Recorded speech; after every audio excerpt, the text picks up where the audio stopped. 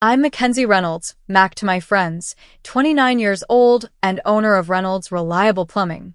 Last December, my family excluded me from Christmas dinner because my sister Heather was embarrassed to have a plumber sister meet her boyfriend's family of attorneys. The irony? I was paying for her law school education with my inheritance money. When I discovered the betrayal, I made the hardest decision of my life, cutting off her funding completely. Now she's begging for help, but I've realized I'm much better off without toxic family ties dragging me down. Before I dive into this painful story, let me know where you're watching from in the comments.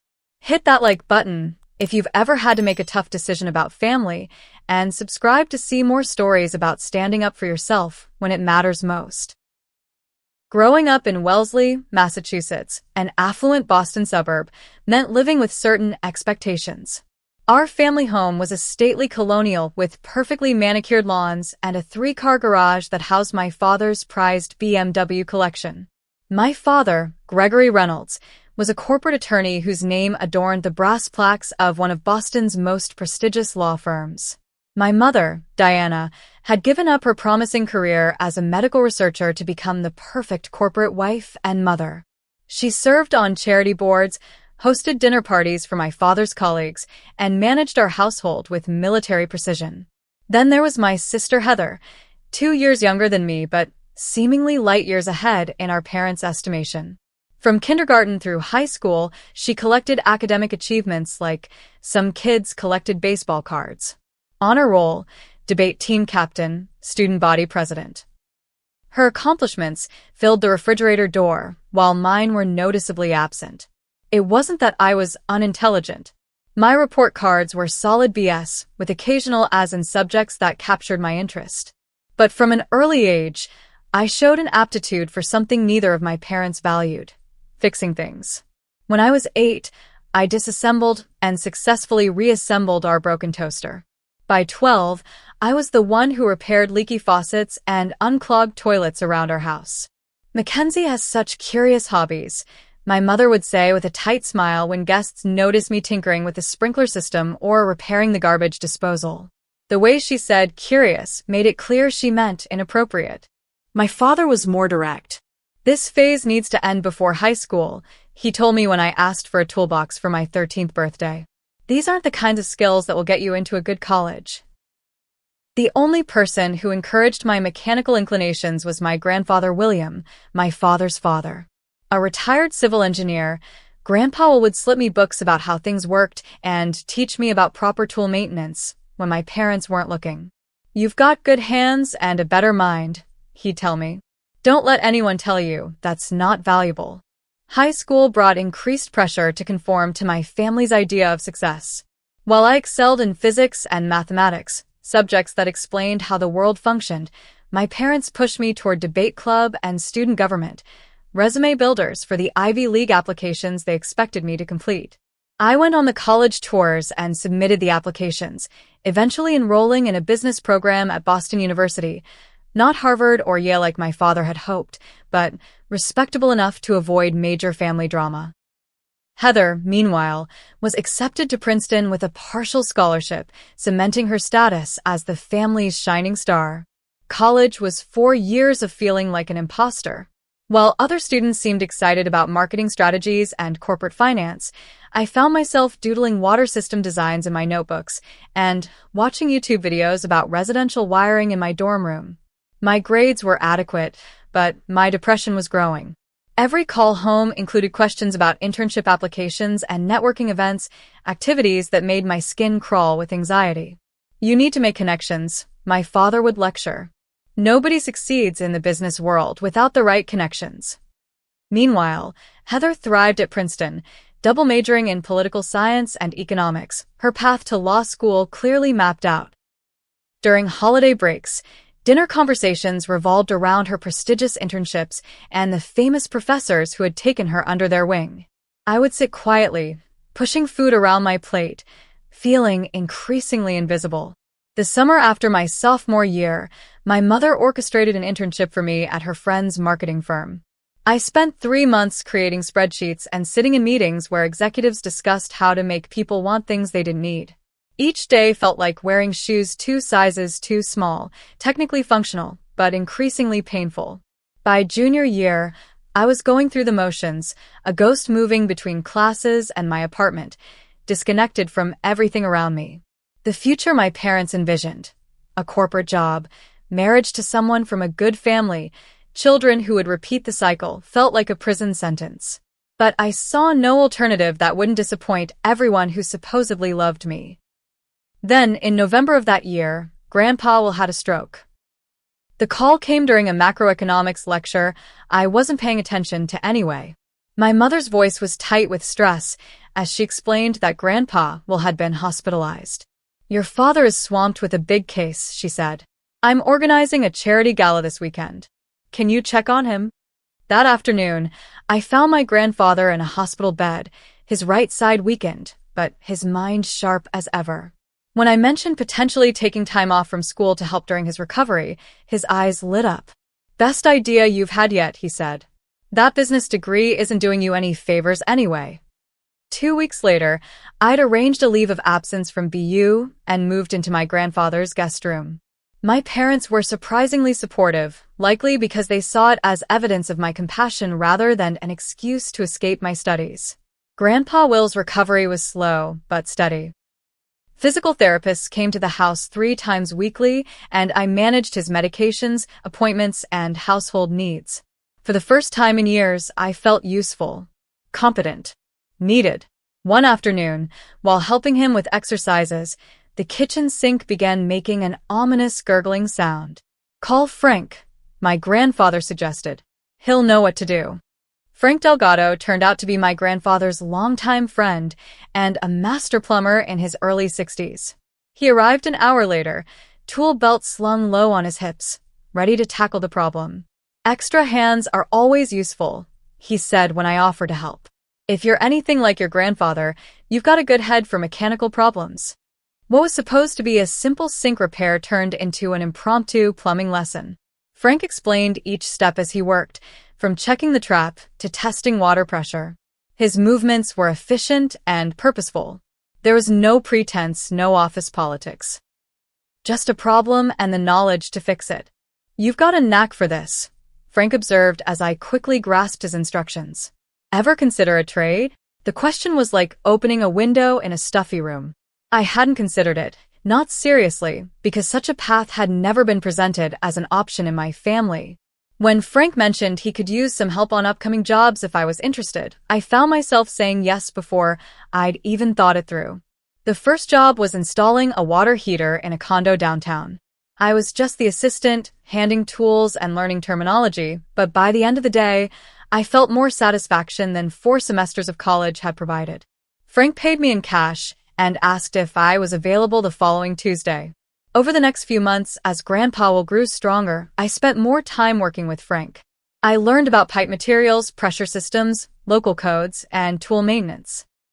The work was physically demanding and mentally engaging in ways my business classes never were. At the end of each day, I could point to a functioning bathroom or kitchen and say, "I helped make that work."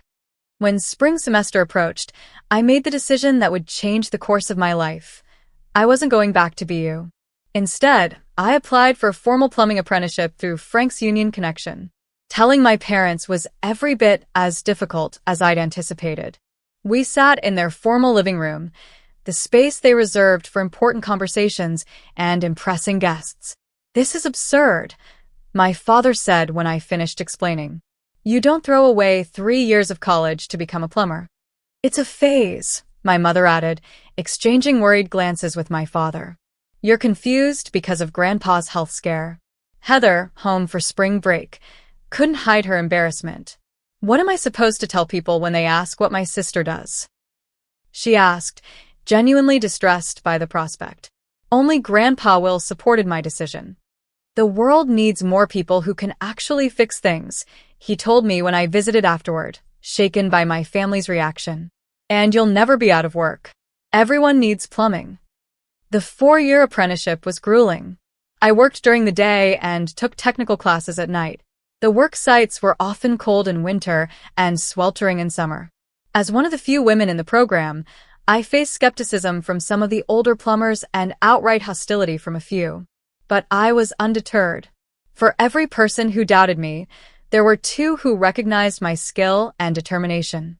I learned to install complex systems, diagnose obscure problems, and work efficiently in tight spaces. I developed muscles I never knew existed, and a confidence that came from genuine competence. When customers would look past me to address questions to my male colleagues, I'd calmly step forward with the answers they needed. During this time, my relationship with my family grew, increasingly strained. Holiday gatherings became exercises in awkward conversation and thinly veiled disappointment.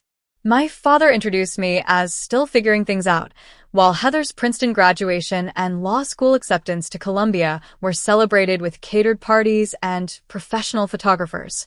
"It's not too late to finish your degree," my mother would suggest whenever we spoke, as though my apprenticeship was just an extended gap year rather than my chosen career.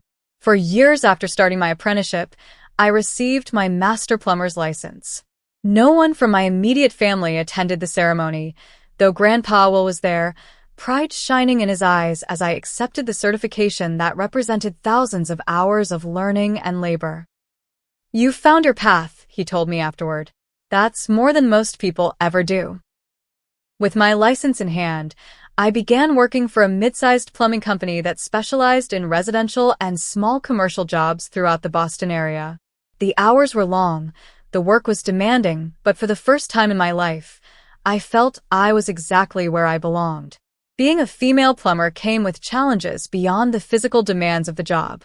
There were the homeowners who would open their door, see me standing there in my work clothes, and ask, "When will the plumber arrive?" There were male colleagues who assumed I couldn't handle heavy lifting or complex installations. There were suppliers who directed their technical explanations to male coworkers even when I was the one asking the questions. I learned to navigate these situations with a blend of professionalism, knowledge, and occasional humor. "I am the plumber," I'd say with a smile. "And I promise my wrench works just as well as any guy's." My competence eventually spoke for itself, and I built a reputation for thorough work and clear communication. 3 years into my career, just as I was establishing myself in the field, Grandpa Will's health took a final, serious decline. He passed away peacefully in his sleep at 84, leaving behind a legacy of practical wisdom and unwavering support that had shaped my life in ways I was only beginning to fully appreciate. The family gathered for the reading of his will, a somber occasion made awkward by the emotional distance that had grown between us. My father handled the proceedings with the professional detachment of the attorney he was, until the executor reached the portion concerning Grandpa Will's financial assets. To my granddaughters, Mackenzie and Heather Reynolds, I leave equal portions of my savings, amounting to $200,000 each, the executor read. "This money is to be used for building your futures in whatever way you see fit. I trust your judgment and believe in your potential to create lives of purpose and satisfaction." The room fell silent. No one had expected Grandpa Will to have accumulated such wealth, nor that he would distribute it equally between his granddaughters regardless of their chosen paths. In the days following, while my parents and sister discussed how Heather's inheritance would supplement her law school fund, I began researching what it would take to start my own plumbing business. The idea had been germinating for months as I observed inefficiencies and missed opportunities at the company where I worked. 3 weeks after receiving the inheritance, I submitted my resignation and began the process of establishing Reynolds Reliable Plumbing. I secured a small commercial space for an office and storage, purchased a used but reliable van, and invested in high-quality tools and inventory.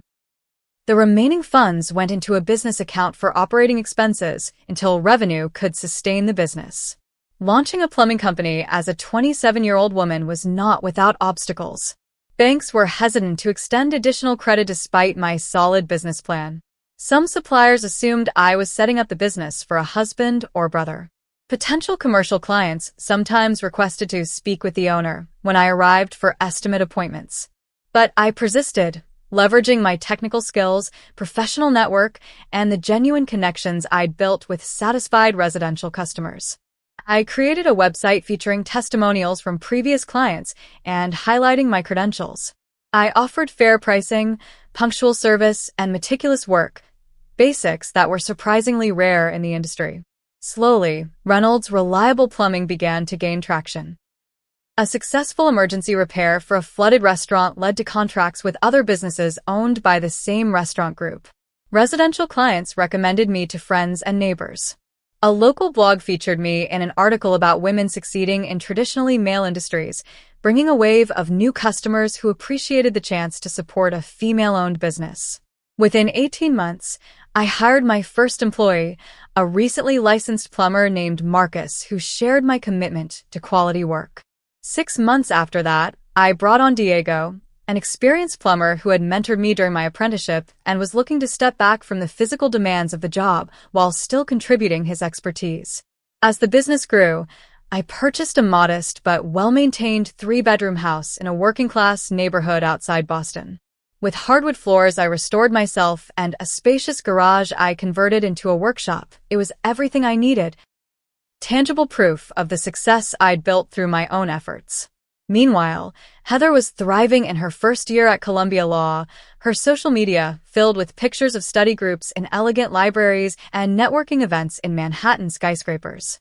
She had used her inheritance for first-year tuition and to secure a luxury apartment she shared with 2 other law students from similarly affluent backgrounds. During this period, my parents maintained a polite but distant relationship with me. They acknowledged my business was doing well but spoke about it as though it were a quirky hobby rather than a successful enterprise. At family gatherings, conversations still revolved around my father's cases, my mother's social engagements, and Heather's law school experiences. My work remained a topic to be delicately skirted, like a slightly embarrassing medical condition. Mackenzie is doing very well with her business, my mother would say if pressed by relatives, the slight pause speaking volumes about her true feelings. Despite their continued dismissal, I had found genuine satisfaction in my work and growing business. What I didn't realize was that circumstances would soon force a reckoning within our family, one that would permanently alter the relationship between me and my sister. The summer after my business's second successful year coincided with the end of Heather's first year at Columbia Law. Our parents hosted a dinner to celebrate her completion of 1L, as she called it, peppering her conversation with legal terminology and stories about her professor's connections to Supreme Court justices. I arrived at my parents' house after a long day unclogging a building-wide drainage issue at an apartment complex. Despite showering and changing into a nice dress, I felt out of place in their formal dining room with its crystal chandelier and sterling silver place settings. Mackenzie, you remember the Andersons, my mother said, gesturing to their longtime friends who had joined us for dinner. Thomas is a partner at Wellington and Burke now. Congratulations, I said, knowing the name of the prestigious law firm where my father had always hoped I would intern. Thank you, Mr. Anderson replied with a practiced smile. I understand you're in maintenance work? Before I could respond, my mother jumped in. Mackenzie owns her own business, she said, neatly avoiding any mention of plumbing. The conversation quickly turned to Heather's first-year law school experiences and her upcoming internship with a federal judge. I stayed quiet, sipping my wine and observing the easy way my sister fit into this world that had always felt so foreign to me. It wasn't until dessert was served that Heather cleared her throat and adopted a serious expression. I need to discuss something with everyone, she announced. My financial situation for continuing at Columbia. My parents exchanged glances as Heather explained that her inheritance from Grandpa had been largely depleted. Between first-year tuition, her apartment in an acceptably safe neighborhood, networking events, and a required summer wardrobe for her unpaid internship, the money had disappeared faster than anticipated. Law school is so much more expensive than I realized, she said, looking genuinely distressed. Not just tuition, but all the extras that are necessary for building the right connections. My father nodded sympathetically. We can help some, he said, but with the market downturn and our portfolio performance, I recognized the coded language of my parents' financial situation. They lived well, but had always prioritized maintaining appearances over savings. My father's partner buy-in at his firm had stretched their resources, and my mother's social obligations weren't inexpensive. Then my mother turned to me with a carefully composed expression. "Mackenzie, darling, we were thinking that perhaps you could help your sister with some of her expenses. After all, you still have most of your inheritance, don't you? Your business doesn't require the same financial investment as law school." The assumption stung, but it wasn't entirely surprising. My family had always valued Heather's academic pursuits over my practical ones. "My business required substantial startup capital," I said evenly. "But I do have some of the inheritance set aside for expansion." "Well, surely that can wait," my father interjected. "Family comes first, and Heather's education is a priority right now." I looked at my sister, who was studying her plate with uncharacteristic shyness. "How much are you short?" I asked. "About 60,000 for the next 2 years, she said. "I know it's a lot, but once I'm at a firm, I'll be making enough to pay you back quickly." That night, driving home, I wrestled with conflicted feelings. Part of me resented the assumption that my business aspirations were less important than Heather's law degree. Another part recognized that, despite our differences, she was my only sister. After consulting with my financial advisor, I determined I could help Heather without jeopardizing my business's stability. I set up quarterly payments directly to Columbia's financial aid office for her remaining 2 years, with a clear written agreement that these were loans to be repaid beginning 1 year after her graduation. When I presented this plan to Heather over coffee the following week, her reaction was illuminating. "That's it?" she asked, scanning the payment schedule. "The money goes straight to Columbia?" "Yes," I confirmed. "It covers your tuition and basic fees. Your living expenses will need to come from elsewhere." She sighed dramatically. "I suppose I'll have to get creative then. Do you know how expensive it is to maintain the right image in law school? The study groups meet at wine bars, not coffee shops." Despite this inauspicious beginning, I moved forward with a financial arrangement. Every 3 months, I transferred funds to Columbia, keeping careful records and updating my loan amortization schedule. Heather sent perfunctory thank you texts after each payment, usually followed by complaints about some aspect of law school life I couldn't possibly understand. As the months passed, our already strained relationship grew more distant. My business continued to thrive. I hired 2 more employees and expanded our service area, but Heather showed little interest in my success. When we spoke, usually during mandatory family gatherings, she dominated the conversation with stories about prominent attorneys she'd met or exclusive study opportunities she'd secured. What troubled me most was Heather's increasingly obvious embarrassment about my profession.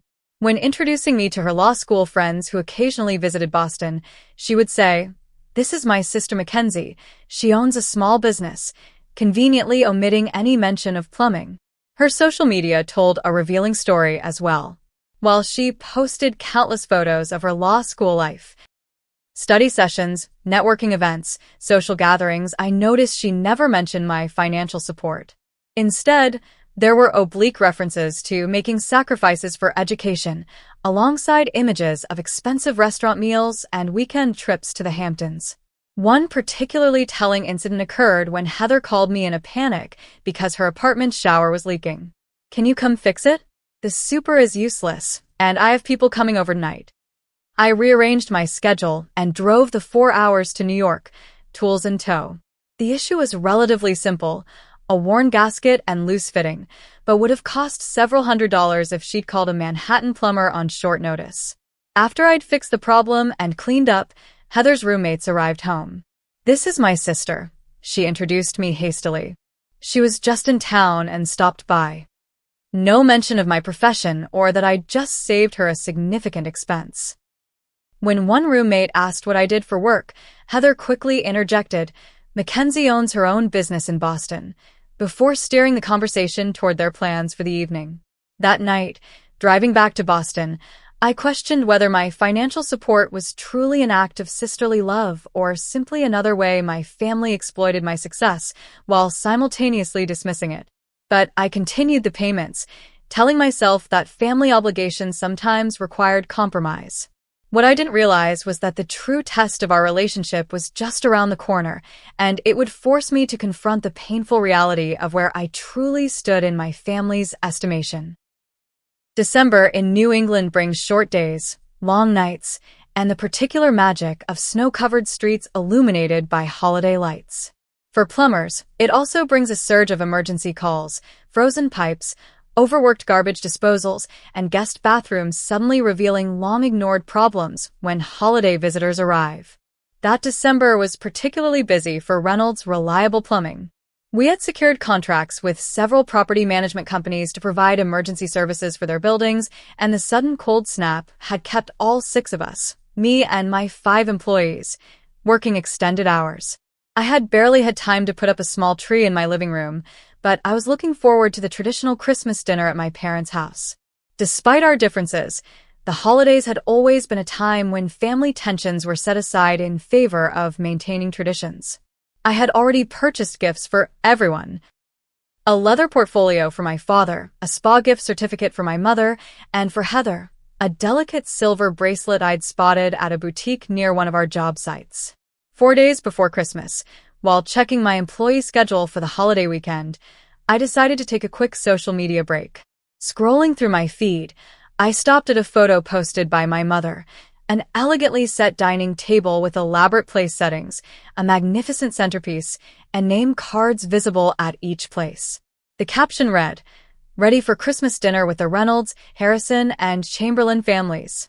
#holiday traditions, #family time." I stared at the image, confusion slowly giving way to hurt. There was no place set for me.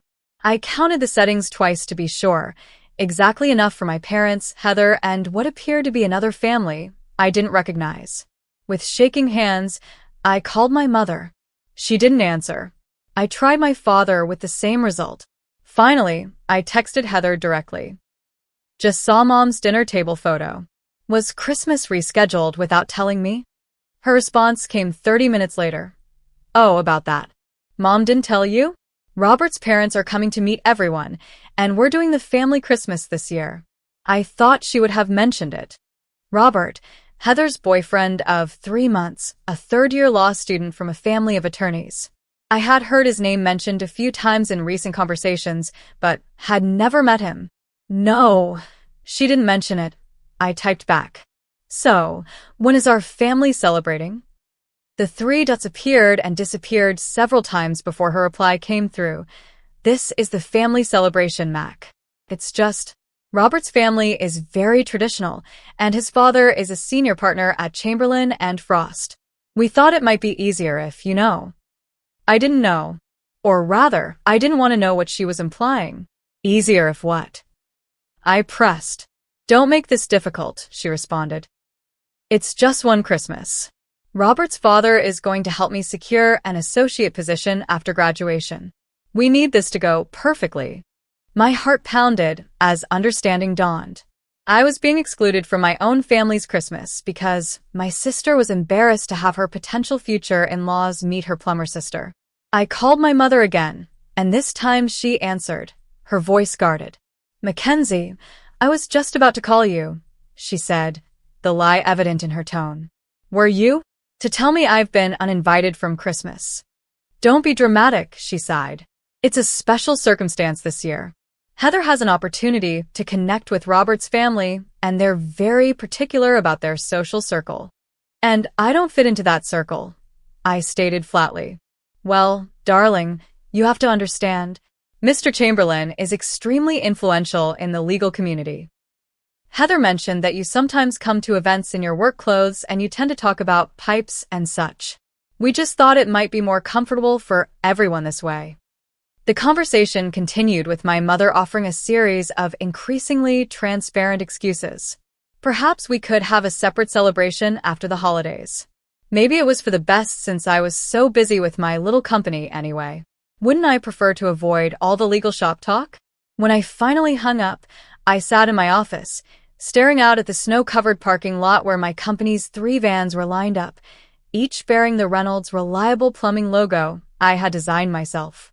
The business I had built from nothing, that employed 6 people including myself, that had customers who trusted us enough to call in emergencies, reduced to an embarrassment by my own family. That evening, without calling ahead, I drove to my parents' house. My keys still worked in the lock, a small mercy. The house was empty. They were at some holiday event, according to the schedule on the refrigerator door. I went directly to my childhood bedroom, which had been converted to a guest room years ago, but still contained a few boxes of my belongings in the closet. I was packing these into my car when headlights swept across the driveway. Moments later, Heather walked in, stopping short when she saw me in the hallway with a box in my arms. "What are you doing here?" she asked, unwinding a cashmere scarf from her neck. "Getting my things," I replied. "Don't worry, I'll be gone before your important dinner." Her expression shifted from surprise to defensiveness. "You're overreacting. It's one dinner." "It's not about the dinner, Heather. It's about being treated like a family secret, like something to be ashamed of." "I'm not ashamed of you," she protested, but her eyes slid away from mine. "It's just complicated." "What's complicated? That I work with my hands? That I fix problems instead of creating legal arguments about them?" "You don't understand the pressure," she said, voice rising. "Law is a prestige profession. Connections matter. Image matters. And I damage your image." "Sometimes, yes," she exploded. "Do you know how it feels when people ask what my sister does and I have to say plumber? The looks I get? The assumptions they make about our family? You could have done anything, Mackenzie. You're smart. You could have finished your degree, gone into business, marketing, anything respectable." "Respectable?" I interrupted, a cold anger replacing the hurt. "My business grossed over $500,000 last year. I employ 5 people who can support their families because of me. I solve real problems that affect people's daily lives." "That's not the point." "No, the point is you're taking my money for your precious law school while being embarrassed by how I earned it." Her face flushed. "You offered to help. And it's not like plumbing is some noble calling. You're just jealous because I'm doing something important with my life. Something that matters." The words hung in the air between us, revealing the truth she had always believed but never stated so baldly. In her eyes, in my family's eyes, I would never measure up, regardless of my success or happiness. I set down the box I was holding, suddenly exhausted by the weight of years trying to earn respect that would never come. "I'll send someone for the rest of my things," I said quietly. "And Heather, check your tuition account balance for next semester. You might want to call financial aid."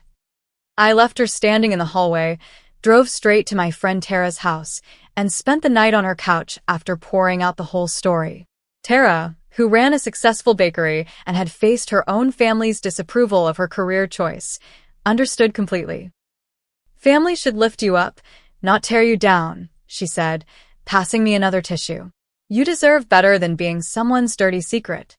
That night, lying awake on Tara's couch, I made the decision that would change everything. The week between Christmas and New Year's was traditionally slow for the plumbing business, allowing me time to think through my next steps carefully. I scheduled a meeting with my financial advisor, bringing all documentation related to Heather's tuition payments. "Legally, you're under no obligation to continue these payments," she confirmed after reviewing the paperwork. "Your agreement specifies that this is a voluntary arrangement that can be terminated with notice." I also consulted with a lawyer, not from my father's firm, who confirmed that I had fulfilled all reasonable obligations by providing the funds I had already sent.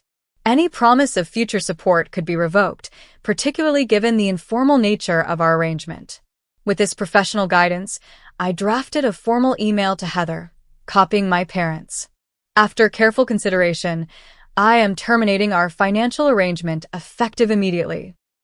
The exclusion from family Christmas made it clear where I stand in your estimation, despite my financial support of your education. The remaining funds I had set aside for your tuition will be reinvested in Reynolds' reliable plumbing, providing growth opportunities for my employees. I wish you success in securing alternative funding for your remaining semesters." I followed this with a certified letter to Columbia Law School's financial aid office, formally revoking my authorization for future payments and clarifying that I would not be responsible for any further charges to my sister's account. Heather's initial response was dismissive. Very mature, Mac.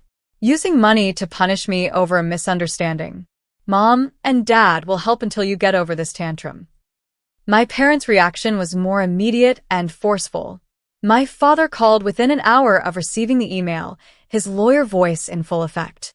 This is completely unacceptable, he stated without preamble. You made a commitment to your sister's education. A commitment that was apparently worth less than having me at Christmas dinner, I replied. That was an unfortunate miscommunication. It wasn't a miscommunication, Dad. It was a deliberate exclusion because you're all embarrassed by what I do for a living, despite being perfectly happy to take the money I earn doing it. The conversation deteriorated from there, with my father alternating between attempts to guilt me, family supports each other despite disagreements, and thinly veiled threats about irrevocable damage to relationships. My mother's approach came next, a tearful phone call about how I was tearing the family apart over a simple dinner and how Heather's entire future was at stake. When these emotional appeals failed to sway me, she switched tactics, suggesting I was acting out of jealousy and resentment. You've always competed with your sister, she said, but this is taking it too far. This isn't competition, I responded. This is self-respect. As January arrived and the spring semester loomed, Heather's messages grew increasingly desperate. The reality of her financial situation was setting in. Her initial confidence that our parents would cover the shortfall had proven unfounded. They could provide some assistance, but not the full amount needed. I might have to take a semester off, she texted. Is that what you want? For me to fall behind my entire class? When I didn't respond, the messages escalated. I apologized already. What more do you want? You're ruining my life over one dinner. I'll have to take out additional loans at horrible interest rates. This is so petty and vindictive. Finally, after a week of unanswered messages, fine. I've applied for emergency financial aid and additional loans. Thanks for nothing. Don't expect me to help when your little plumbing business inevitably fails. I blocked her number after that last message, a decision that brought unexpected relief. I also limited contact with my parents to brief, polite emails, declining their invitations for family meetings to discuss the situation. Meanwhile, Reynolds Reliable Plumbing was thriving. We had expanded our service area to include several wealthy suburbs where our reputation for reliability and fair pricing was spreading through word of mouth. I used some of the funds previously allocated to Heather's tuition to invest in a new service van and specialized equipment that allowed us to take on more commercial clients. My employees noticed the change in my demeanor. Marcus, who had been with me since the early days, commented that I seemed lighter somehow, despite working the same long hours. Diego observed that I was smiling more, even during challenging jobs. They were right. Establishing firm boundaries with my family had released me from the constant strain of seeking approval I would never receive. Instead of measuring my worth through my family's distorted lens, I focused on metrics that actually mattered: customer satisfaction, employee welfare, business growth, and personal fulfillment. I began building what Tara called my chosen family, friends and colleagues who valued me for who I was, not who they wished I would be.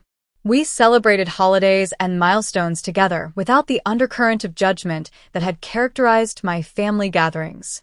In March, Reynolds Reliable Plumbing was featured in a local business magazine's Women Entrepreneurs to Watch issue. The article highlighted our growth, commitment to customer service, and my journey from apprentice to business owner. I didn't send the article to my family, but several of their friends and colleagues saw it.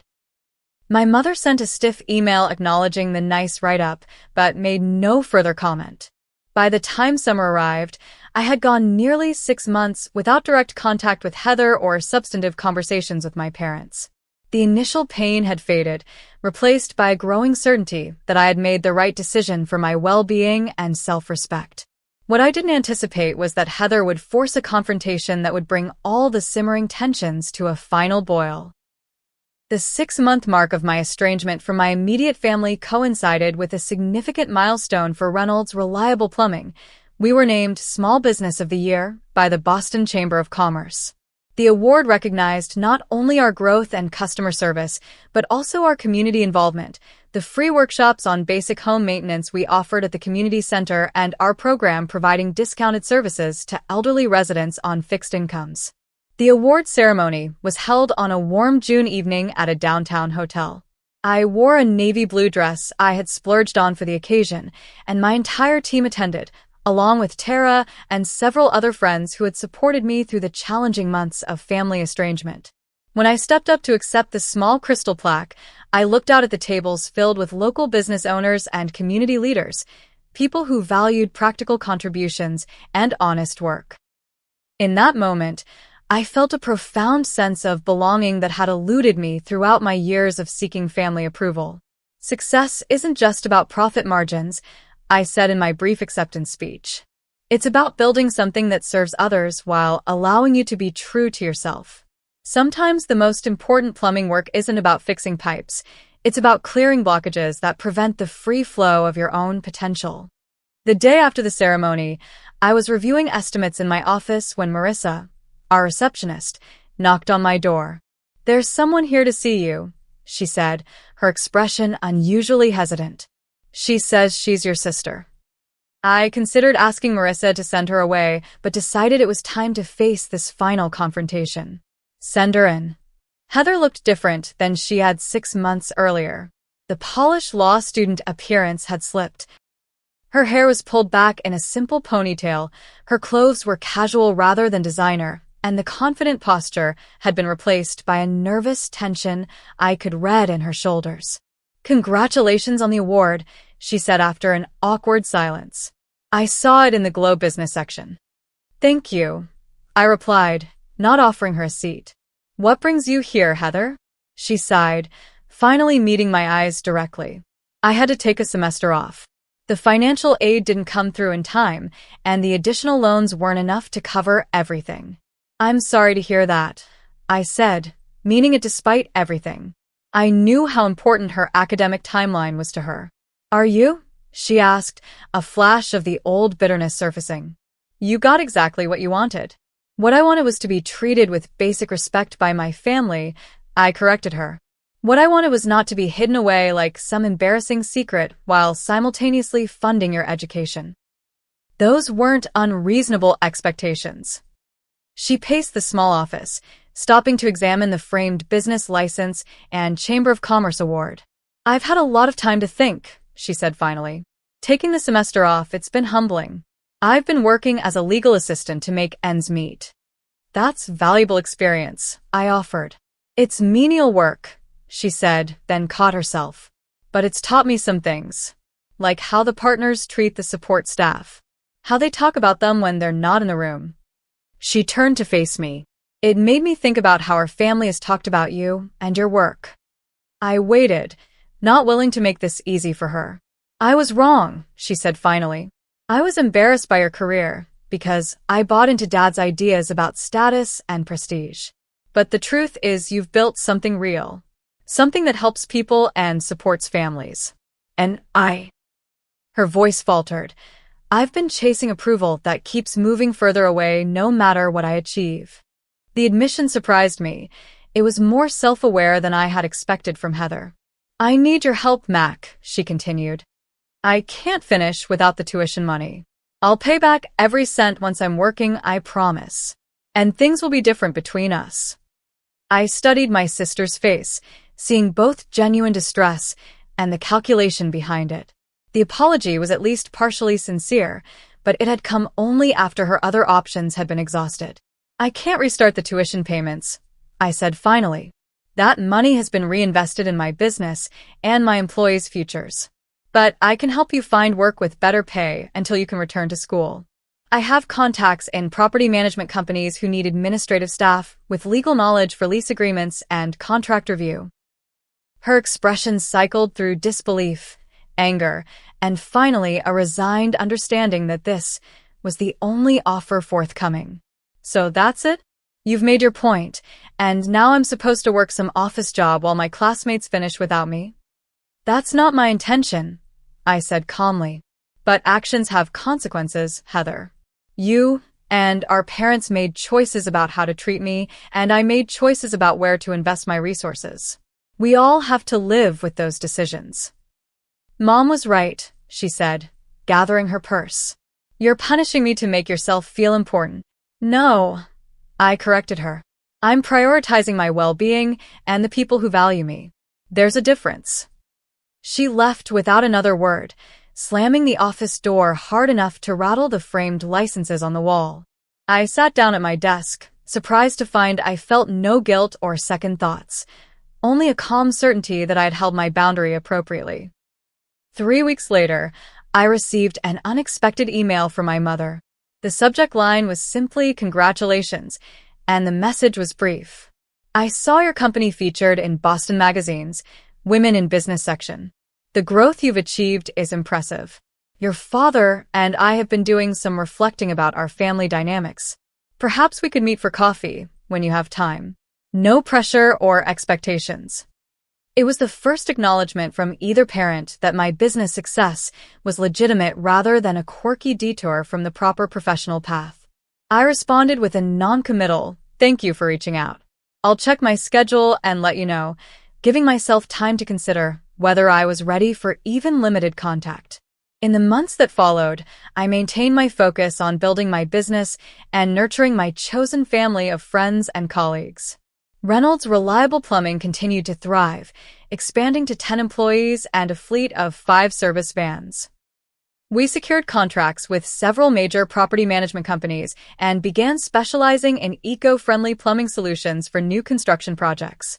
I eventually agreed to meet my mother for coffee, a cautious step toward a potential new relationship based on mutual respect rather than obligation. Our conversation was awkward but civil, with careful navigation around sensitive topics.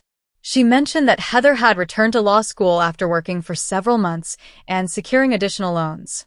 She's had to adjust her expectations, my mother admitted.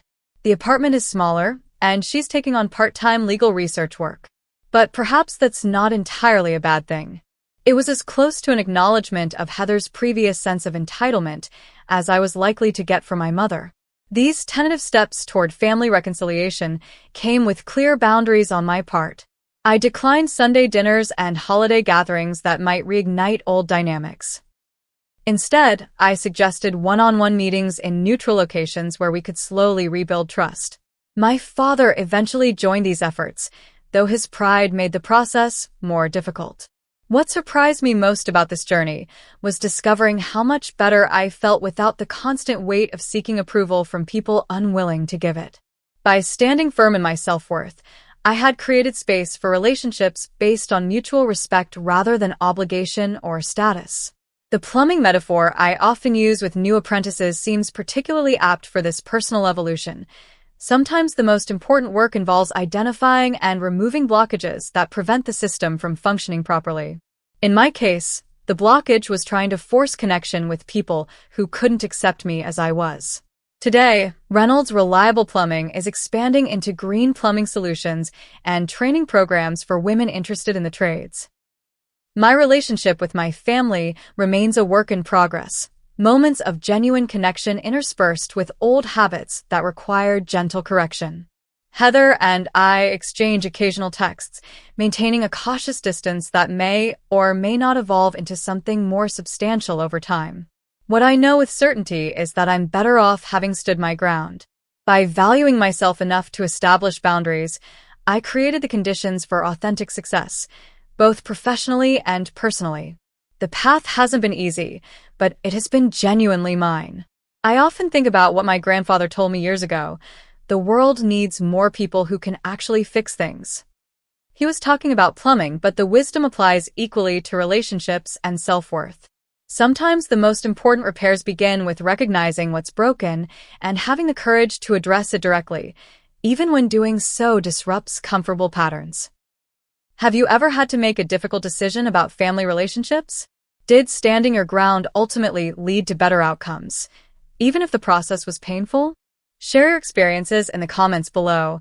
I've found that hearing others' stories helps us all feel less alone in these challenging situations. And if you found value in my journey, Please like, subscribe, and share this video with someone who might need encouragement to honor their own worth.